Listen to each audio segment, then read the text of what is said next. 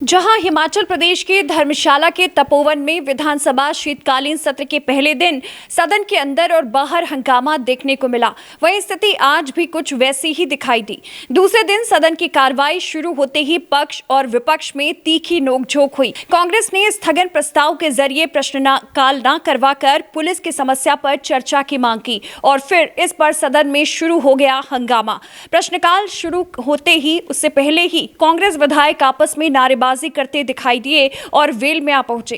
प्रश्नकाल के बीच कांग्रेसी विधायकों ने वॉकआउट किया। प्रश्नकाल खत्म होते ही हालांकि कांग्रेस विधायक सदन में लौटे और कांग्रेसी विधायक ने विधानसभा के शीतकालीन सत्र में पुलिस के मुद्दे सुलझाने की मांग उठाई। वहीं उन्होंने कहा कि पुलिस कर्मियों में असंतोष के कारण प्रदेश में विद्रोह जैसे हालात पैदा न हो जाए। कांग्रेस विधायक दल के चीफ विहिप जगत सिंह नेगी ने कहा कि पुलिस कर्मियों के परिजनों पर दर्ज मुकदमे वापस लिए जाएं। शांतिपूर्वक अपनी बात कहने आए परिजनों पर कार्रवाई करना गलत है। सरकार को पुलिस कर्मियों की समस्याओं को दूर करना चाहिए, जिस पर सरकार कोई फैसला नहीं ले रही। के तहत जो है एडजॉर्नमेंट मोशन जो है हमारे जो है एलओपी की तरफ से और हम 3 अन्य विधायकों की तरफ से, जिसमें मोहनलाल जी और नन्ना जी और अन्य सदस्यों ने दिया है, तो एक बहुत ही ज्वलंत मुद्दा हिमाचल प्रदेश में है। खासकर पुलिस प्रशासन जो पुलिस के कर्मचारी है उनमें व्यापक जो है असंतोष है, आक्रोश है और ऐसे में सबको जो है खतरा बना हुआ है कि कहीं पुलिस कोई ऐसा काम ना कर जाए, कोई ऐसा कोई रिवोल्ट ना हो जाए। तो इससे बढ़कर जो है खतरे वाला कोई या महत्व का विषय आज की तारीख में नहीं हो सकता था। इसको लेकर हमने सदन में चर्चा मांगी और चर्चा जो जायज़ है, क्योंकि जो पुलिस ही जो है इनके काबू में नहीं है। आपने देखा होगा कुछ हफ्ते पहले मुख्यमंत्री के जो सरकारी आवास है उसमें जो है भारी तादाद में पुलिस के लोग, वो भी वर्दी में, और अपने जो है मेस से जो है खाना छोड़कर वहाँ पहुँच गए। तो इस किस्म का रोष है, इस किस्म का आक्रोश है, उसके ऊपर सरकार कोई फैसला नहीं ले रही है। तो वहीं कांग्रेस विधायक दल के चीफ विहिप जगत सिंह नेगी ने आगे कहा कि जेसीसी की बैठक में सरकार ने अन्य कर्मचारियों की समस्याओं के समाधान पर बातचीत की, लेकिन पुलिस के बारे में फैसला नहीं लिया। शांतिपूर्वक अपनी बात कहने आए परिजनों पर कार्रवाई करना गलत है। जेसीसी की मीटिंग हुई, उसमें जो है अन्य जो है कर्मचारियों की मांगों का वहाँ पर जो है उनका समाधान करने की बात हुई, परंतु पुलिस के बारे में उसमें कोई भी फैसला नहीं लिया गया। और पुलिस वालों को जो है ये सरकार जो है बीजेपी की सरकार, जयराम की सरकार पिछले 4 सालों से ठग रहे हैं कि भाई आपके लिए जो है ये कुछ करने जा रहे हैं, कोई कमेटी बिठा रहे हैं। तो इन्होंने ये मामला जो है ठंडे बस्ते में डाला हुआ है और इनकी जो पे बैंड में जो विसंगति है वो बहुत ज़्यादा है। जो कांस्टेबल लगते हैं और अभी जैसे जेसीसी में इन्होंने क्या कि कॉन्ट्रैक्ट वालों को जो है अन्य वो 3 साल को 2 साल कर दिया है। तो इनका अगर कोई विसंगति है उसको जो है एड्रेस करना चाहिए, इनको भी जो है तुरंत जो है उसका फ़ायदा मिलना चाहिए। हम उस बात को लेके चलें और उसके बाद में जब ये पुलिस के कुछ परिवार के लोग जो है राष्ट्रीय अध्यक्ष बीजेपी के नड्डा जी जब आए थे बिलासपुर में, तो उनके सामने अपनी मांग के लिए खड़े हुए, तो उन्होंने कोई उनका रास्ता नहीं रोका, कोई किसी किस्म का जो है कानून अपने हाथ में नहीं लिया। वो जो गरीब परिवार हैं जिनके जो लोग इसमें हैं, पुलिस में हैं, उनकी तनख्वाह कितनी है, उनका गुजारा नहीं हो रहा है, तो अपनी मांग लेकर खड़े हो गए। तो मांग लेने के लिए अगर खड़े होते हैं तो आप उनके ऊपर केस कर देते हो। तो इस किस्म का जो है अंग्रेजों के ज़माने में भी नहीं होता था। तो ये तो अंग्रेजों से भी जो है बदतर सरकार है।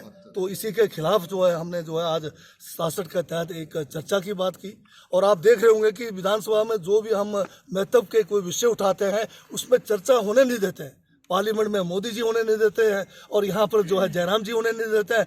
वहीं वन मंत्री राकेश पठानिया ने पुलिस कर्मियों के साथ अन्याय के लिए पूर्व की कांग्रेस सरकार को कसूरवार ठहराया। उन्होंने कहा कि कांग्रेस ने 2015 में अधिसूचना जारी कर पुलिस को बॉन्ड के तहत 8 वर्ष तक अनुबंध पर लाया था। 2015 की अधिसूचना के कारण प्रदेश के पुलिस कर्मचारी बॉन्ड आधारित अन्यायपूर्ण व्यवस्था के तहत पीड़ित हो रहे हैं। वन मंत्री ने कांग्रेस के वॉकआउट करने पर कहा कि कांग्रेस नेता पुलिस कर्मचारी के मुद्दे पर गुमराह कर रहे हैं। ओपीएस का पास हुआ, ये किसकी देन थी? ओपीएस पास हुआ 2003 में। किस मुख्यमंत्री ने इस which was the first state in India to pass OPS? Himachal Pradesh. And who were the chief minister? Rajveer Pradesh. उसके बाद 7 से लेकर 8 तक आपकी सरकार रही, 5 साल तब आप सरकार में, 3 से लेकर 8 तक। उसके बाद आप 12 से लेकर 17 तक आप सरकार में, 10 साल आपने ओपीएस के बारे में क्या किया? जो आज आप बोल रहे हैं कि अडॉप्ट होगा, अगर आज अडॉप्ट आप करने वाली बात करें तो आपने पंजाब में क्यों नहीं कराया? आपने मध्य प्रदेश में क्यों नहीं कराया? आपने राजस्थान में क्यों नहीं कराया? आपने महाराष्ट्र में क्यों नहीं कराया? आज आप केवल स्वप्न बेच रहे हो। आज केवल आप हिमाचली जनता को कांग्रेस तो कह रही है कि एक मिनट सर बात सुनिए पूरी एक क्या केवल कांग्रेस के लोग आज हिमाचल के भोली वाली जनता को मिसलीड करने के लिए यहाँ पे आए? मैं प्रमाण के साथ बोल रहा हूँ, इनको भी बोले प्रमाण के साथ बात करें कि क्या वीरभद्र सिंह ने 3 में साइन किए थे नहीं किए थे? क्या उसके बाद 10 साल आप सत्ता में रहे कि नहीं रहे? तो क्या 10 साल आपको सत्ता में वो कुछ याद नहीं आया जो आज आपको यहाँ पे नारा लगा के याद आ रहा है? वन मंत्री ने इस दौरान कहा कि पूर्व कांग्रेस सरकार की नीतियों का खामियाजा भुगत रहे पुलिस कर्मचारी वहीं विपक्ष के सदन से वॉकआउट पर भी बोले। कहा कि पहले आप समस्या को पैदा करो, उसके बाद सदन से वॉकआउट करो। आज ये वॉकआउट कर रहे हैं, किस लिए वॉकआउट कर रहे हैं? पहले आप समस्या को पैदा करो, फिर आगे विपक्ष में वॉकआउट करो। ये डबल स्टैंडर्ड नहीं चलेगा। हिमाचल की जनता, मैं आपसे हाथ जोड़ के मैं प्रार्थना करना चाहूंगा कि ठीक बात को आगे लाया जाए। तो क्या लगता है फिर उसको बोल रहा वो इस इशू से कोई लेना देना नहीं। वन मंत्री ने आगे कहा कि सदन में कुछ और कह रहे हैं और बाहर कुछ और।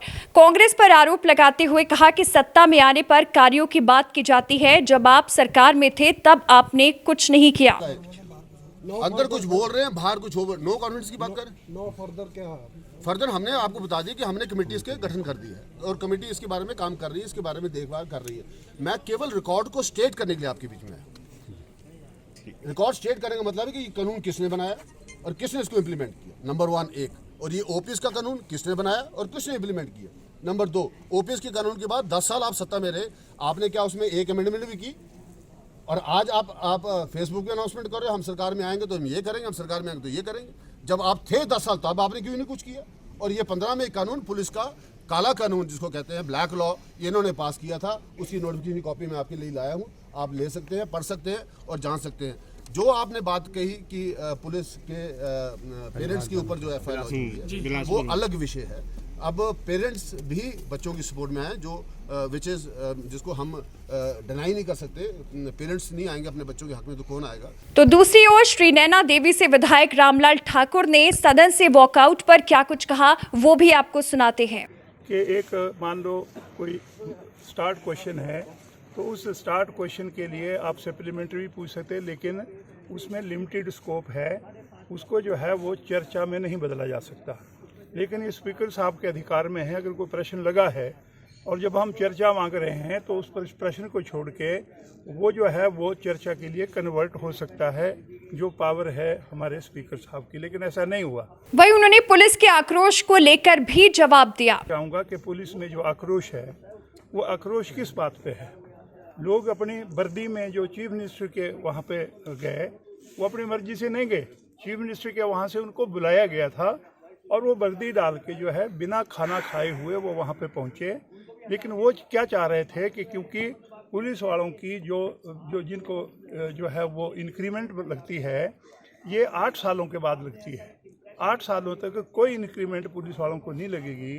जब आप बाकी कर्मचारियों का फैसला कर रहे हैं तो इसमें हिमाचल प्रदेश के जो हमारे पुलिस के कर्मी हैं उनके ऊपर भी फैसला हो सकता था। हालांकि इस दौरान कांग्रेस ने पुलिस कर्मियों के वेतन और अन्य सेवा विसंगतियों को दूर करने के लिए लगातार प्रयास की बात कही। वन मंत्री ने कांग्रेस के वॉकआउट करने पर कहा कि कांग्रेस नेता पुलिस कर्मचारियों के मुद्दे पर गुमराह कर रहे हैं। फिलहाल देखना होगा कि शीतकालीन सत्र के दौरान अब विपक्ष किन मुद्दों को लेकर सरकार को घेरती है और सत्ता पक्ष किस तरह इन सारे सवालों का जवाब देती है।